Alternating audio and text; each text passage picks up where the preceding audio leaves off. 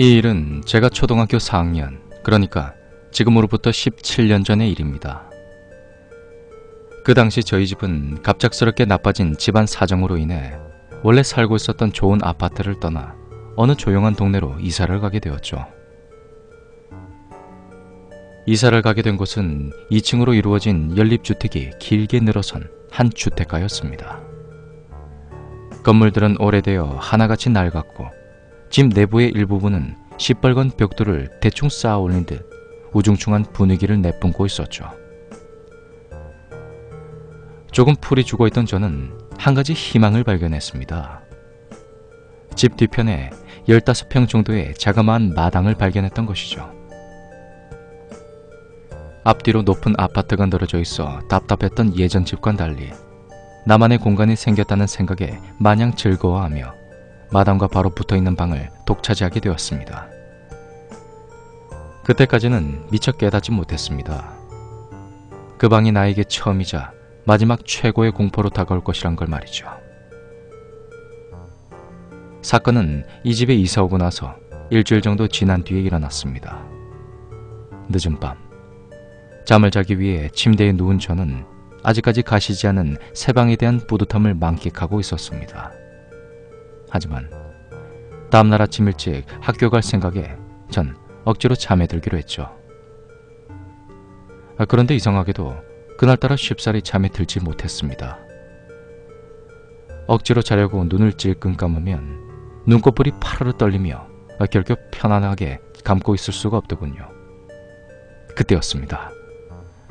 갑자기 누군가가 유리창을 손톱으로 긁어내리는 소리가 들리는 것입니다.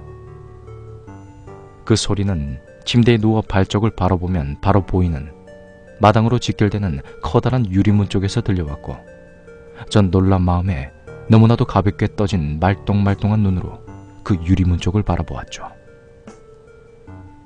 유리문을 긁고 있는 그것의 정체는 바로 고양이였습니다.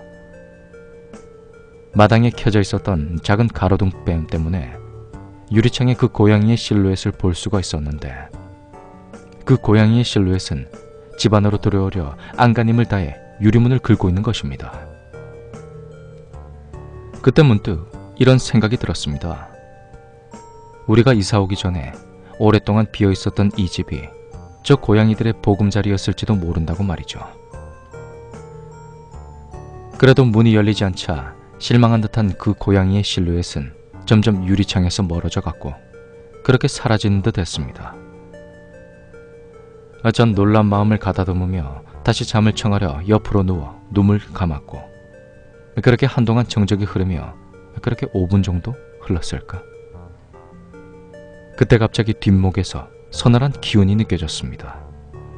마치 누군가가 내 등 뒤에 누워 차가운 입김을 부는 것 같았고 문득 무거워진 기분이 들어 반대로 누우려는 그때 전 몸을 움직일 수 없다라는 것을 깨닫게 됩니다. 사실 뒤를 돌아보면 누군가 있을 것 같아서 제 스스로가 뒤돌아 눕기를 꺼려하는 것이었는지 아니면 정말 몸을 움직일 수 없는 것인지 판단이 잘 서지 않았지만 어쨌든 그 순간 저는 눈만을 크게 뜬 채 그렇게 움직이지도 못하고 그 공포감을 느끼고만 있어야 했죠. 그때였습니다. 갑자기 천장에서 몇 마리의 고양이들이 마치 발정난 듯 마구 뛰어다니는 것입니다. 전 그때부터 확실히 공포를 느끼게 되죠. 몸을 움직이지 못하니 귀로만 천장에서 그 고양이들이 마구 뛰어다니는 소리에 집중할 수밖에 없었습니다. 오래된 집이었기에 천장이 얇은 판자로 이루어져 있었다는 걸 그때 알 수가 있었습니다. 몸은 마치 돌처럼 단단하게 굳어있듯 움직이지 못했어도 등골에서부터 몸이 부르르 떨려오는 것을 느꼈습니다. 무서웠습니다. 어린 나이에 평생 느껴보지 못했던 그 공포 때문에 정말 죽고 싶다는 생각까지 들었습니다. 저는 저 스스로도 모르게 미안해, 잘못했어 이런 말을 내뱉고 있었습니다. 고양이들의 보금자리를 빼앗아 벌을 받는다는 생각에 어쩌도 모르게 내뱉은 말이었죠. 그런데 조금 이상하다는 걸 느꼈습니다. 고양이가 맞다면 한 번쯤 울음소리를 낼 만도 한데 전혀 울음소리를 내지도 않고 그저 천장을 미친 듯이 휘젓고 다닐 뿐이었습니다. 그러던 그때 고양이들의 움직임 소리가 뚝하고 멈추었습니다. 갑자기 찾아온 고요함에 당황한 저는 왼쪽 귀 쪽에 더 집중을 했고, 그때 마치 제 등 바로 뒤에서 내는 듯한 한 줌의 소리가 흘러들어왔습니다.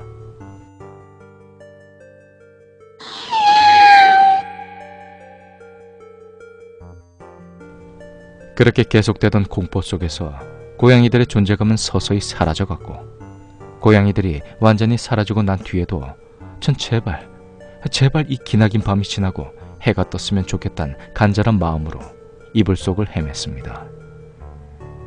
여담으로 전 그 이후로 또다시 고양이들에게 괴롭힘 받는 일은 없었지만 정확히 3주 동안 밤잠을 제대로 자지 못해서 저희는 또다시 이사를 해야만 했습니다. 그 당시에 부모님은 힘든 상황 속에서 저 때문에 다시 이사를 하게 되어 불만이 이만저만이 아니셨지만, 이사한 지 일주일 만에 더 이상 가위에 눌리지 않게 되자 서서히 제 이야기를 믿어주시게 되었답니다.